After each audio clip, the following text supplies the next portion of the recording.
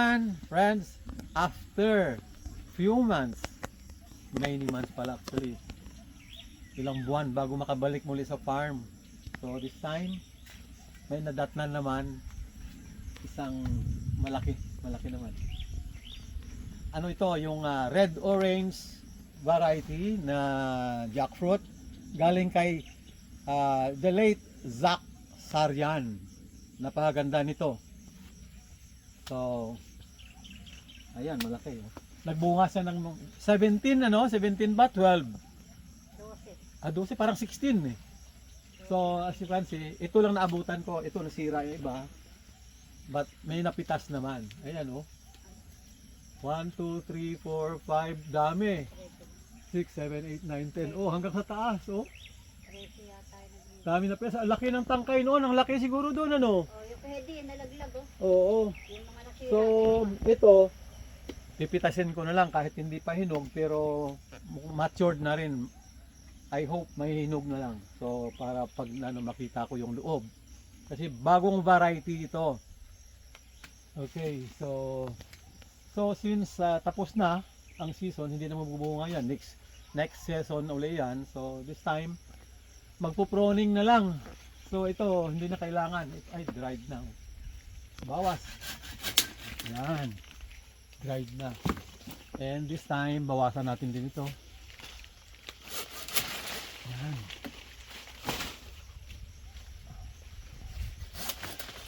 And then yung mga maliliit na branches. Yan. Yan, ganun. Yan. Tanggalin natin maliliit. Yan. Ayan. So, by next year, next season ay mas maganda ang ibubunga. And of course, dapat proper fertilization. So after this ay kailangan lagay ng fertilizer. So tanggal natin. Yan. Tanggal maliit. Yan. Yan. Yan.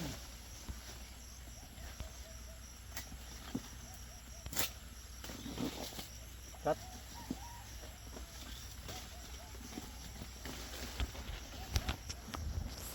Ito. Ito next try. Ayan.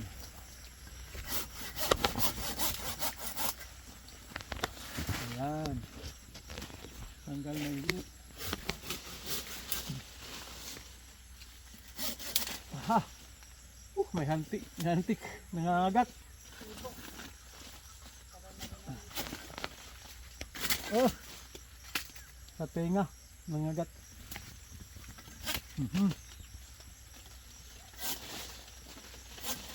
So ganito, pag hindi mo tinanggal, hindi bubunga naman ayos. Di ba? Pag nilinis mo ito, yung nutrients ay medyo na-concentrate sa branches, main branches. Yan. Ito pa, bawa. Linis. Yan.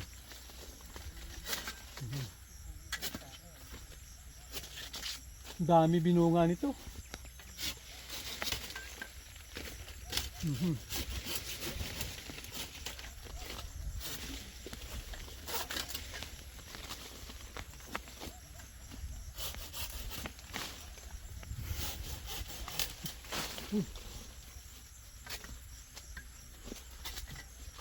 Daming antik. Oy! Nangagat.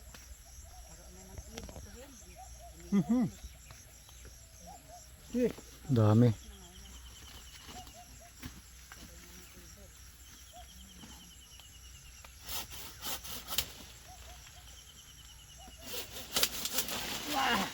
Dami. Okay, so mas maliwalas siya.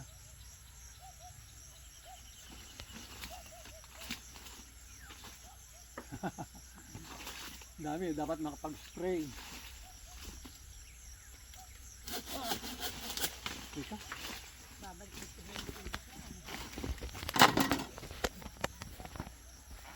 Dali, Junior. Tanggalin mo ko sa likod. Sa may damit sa loob. Sa tinga ko yata meron. Ano sa Tagal baka sombrero mo. Daming antik. Oo.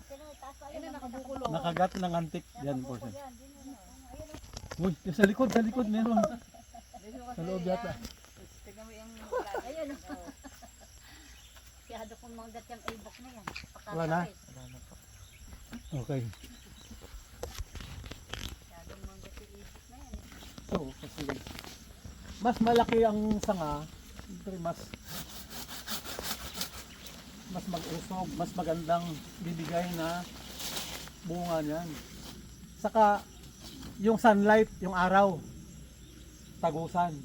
Kaya kung nakaka-penetrate ang sunlight, mas maganda para sa halaman. Diba? No?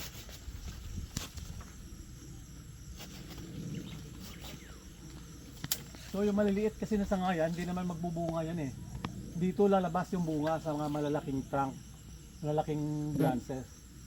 So yung maliliit, dapat tanggalin. Yan, katulad yan.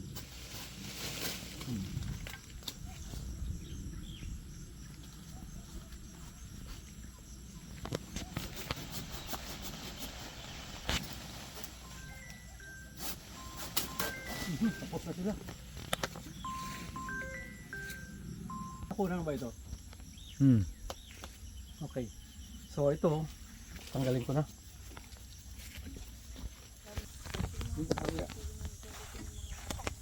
Yes! Yan. Game. Ayan. Pipitasin na natin. Hindi pa siya hinog, pero pang matured na rin naman. So, I hope pwede na kasi kung hintayin pa, hindi ko na pwedeng balikan. Baka hindi abutin, baka makabulok. So,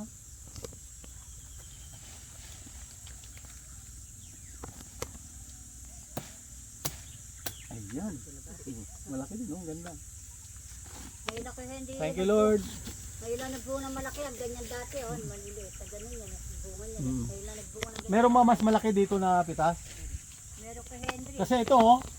Kaya lang kay Henry. Ayun, oh, malaki. So, malaking malaki yon. Andito sa baba ko Henry. Sa Mas- puno. Mas malaki dito yan. Sa puno. Nagbunga yung malaki. Pagpagalagay na lang doon dyan. Wala ko Henry sa taas sa malaki. Ganyan.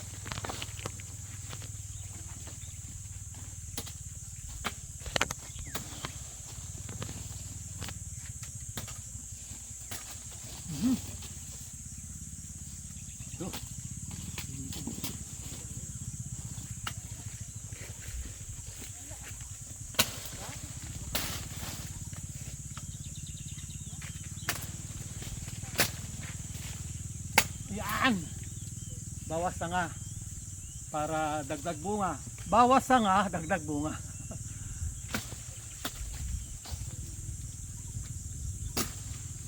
Ayan. Kaya lang, daming hantik. Ito. Bawasan natin. Yan. Yan.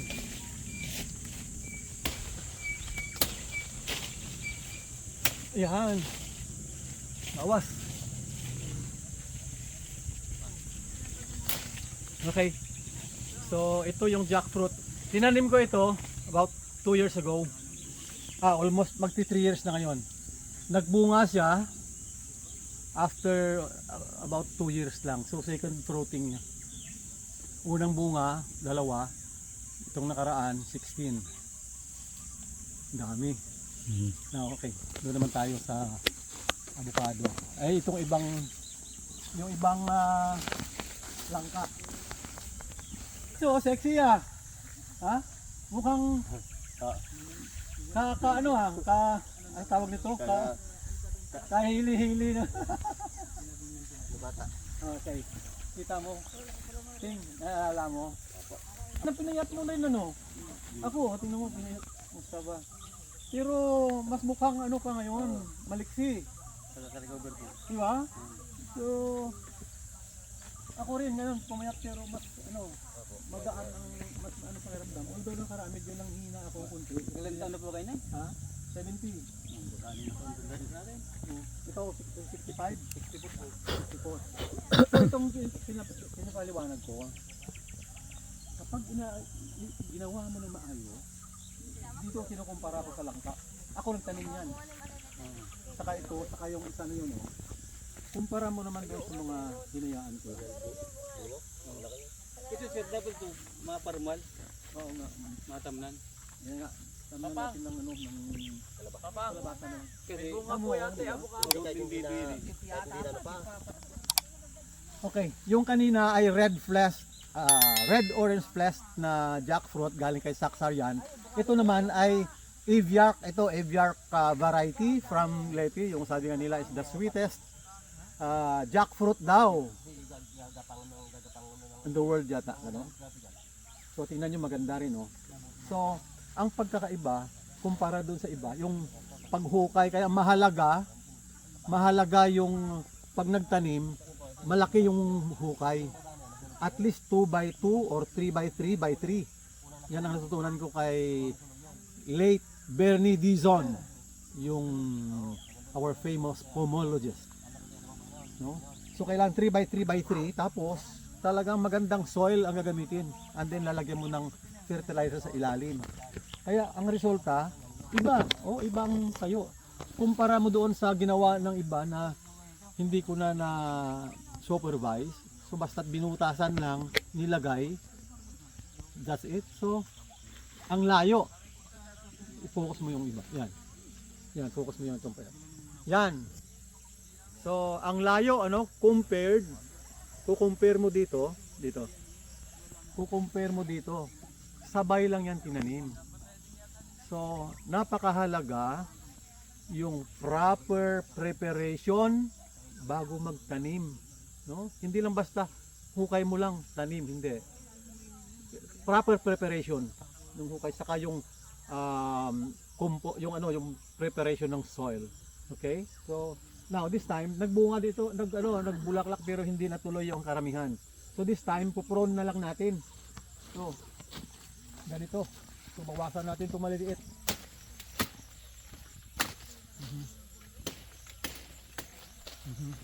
Maganda sana yung lagare para mas malinis. Yun ay.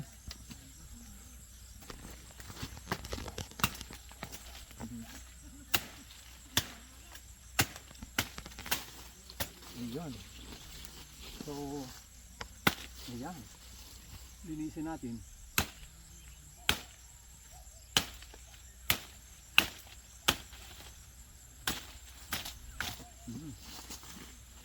So kailangan bawasan kasi hindi naman lalabas ang bunga dito sa maliliit. Dito lalabas ang bunga sa mga malalaking sanga.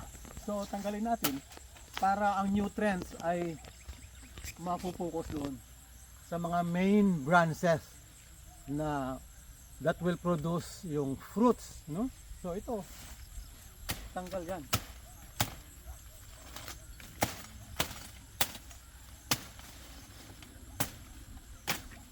Yan.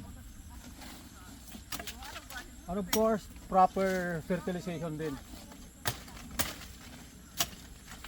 So this is now in preparation for the next season. Kailangan ipa-condition muna na maayos. Yan. Yan. So ito, bawasan natin. Yan.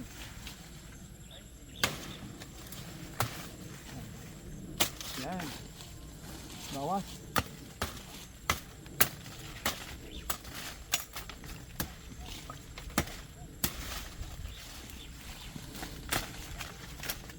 Okay, so ito in between the two big branches. So pwede natin tanggalin ito.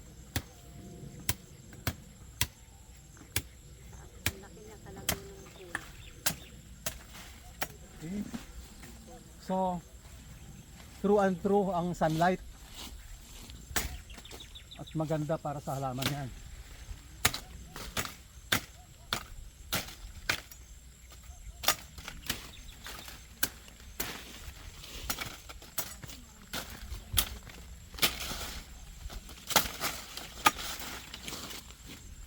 Mhm.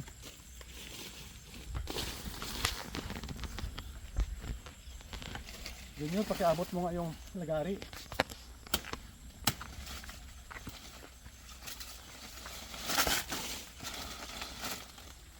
Sasampol ko lang ito para makita, papagawa ko na testing.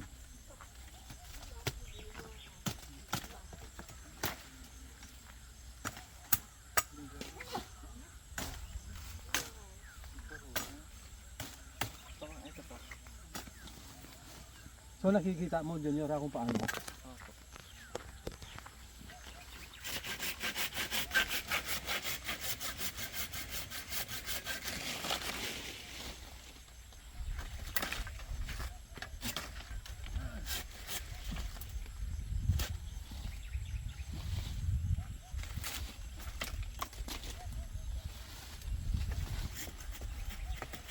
Mature na mature ito. So next season madami bunga to.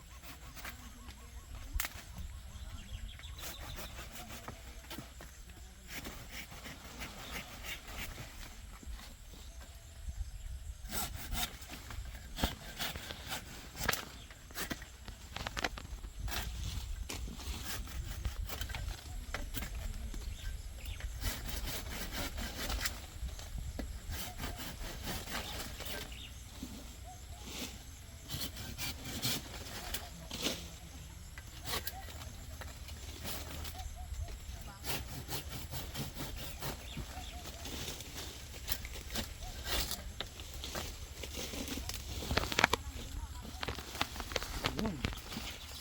Okay, so maaliwalas.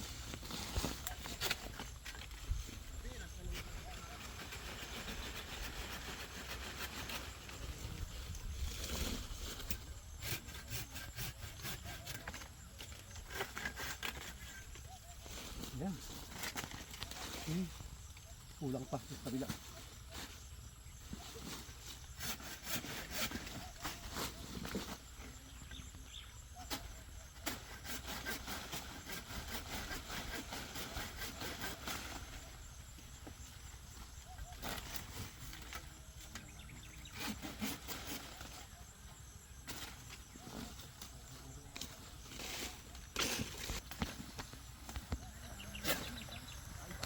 Kasi Junior, pag ganito, hindi pwedeng pabayaan lang ito. Kasi kung pabayaan lang natin, wala tayong asahan na ano, na pakinabang, di ba?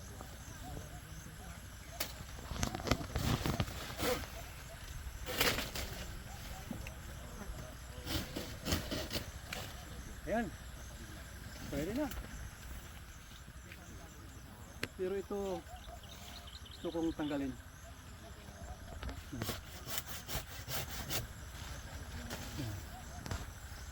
Ito. Okay, so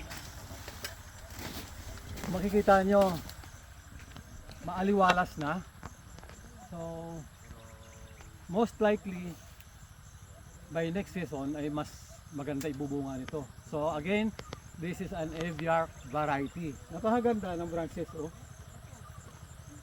Dadaming bunga niyan. Okay. Thank you for watching. Thank you Lord. Okay, so ito ay aviark din ito. Kasabay din nung isang puno na yun. Nagbunga siya ng dalawa pero isa nasira.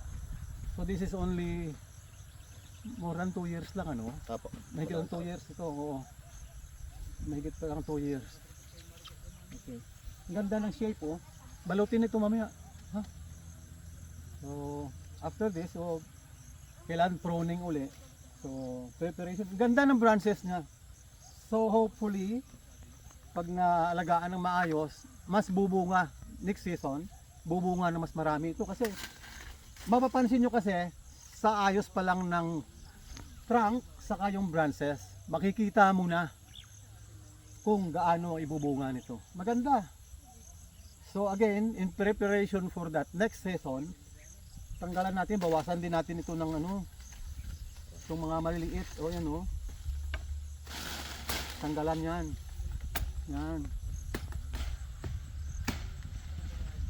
Ito yung tinatawag natin na non-productive branches ito. or ano bang mayroong other term pa dyan. Kasi nga, yung bunga hindi lalabas dito sa maliliit, kundi dito sa malaking branch. Katulad nito, oh. So dito sa maliit pero sa puno. Yan, katulad nito, lumabas ang bunga sa malaking trunk, malaking branch. Hindi doon sa mga dulo. Unlike yung other mga fruits, katulad ng avocado, sa dulo yan. Ito, sa mga side. Kaya kailangan patibayin natin yung branch, yung mga maliliit na non-productive na branches niya katulad nito, tanggal yan. Okay?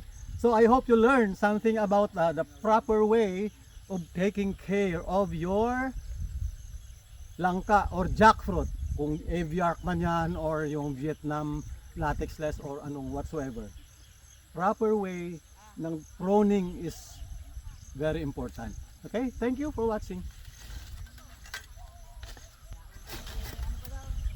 King, pagagawa ko ito sa'yo. So,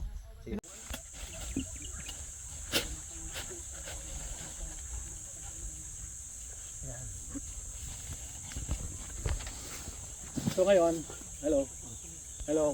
So this time after pruning ay maglalagay tayo ng fertilizer. This is combination of urea and triple 14 with kunting muriate of potash. So paglalagay nito ay kung saan yung canopy, kung saan yung mga dulo ng mga branches, doon tayo kasi yung dulo ng mga roots at least ay aabot siya doon. So, dinner ka.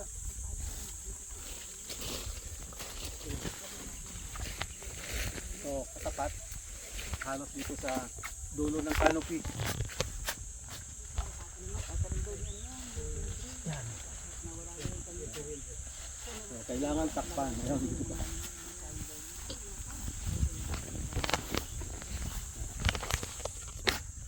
After this, saka maglilinis kasi. Okay. Ito na lang. Dalawa na lang. Pwede rin sana nakalinya sa ikot pero ito parang madalian lang ito. Kasi uwi na. Dito.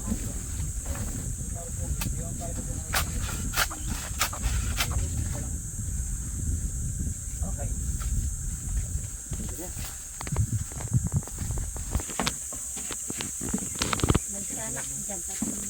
So magpaparalo na daw sila. So,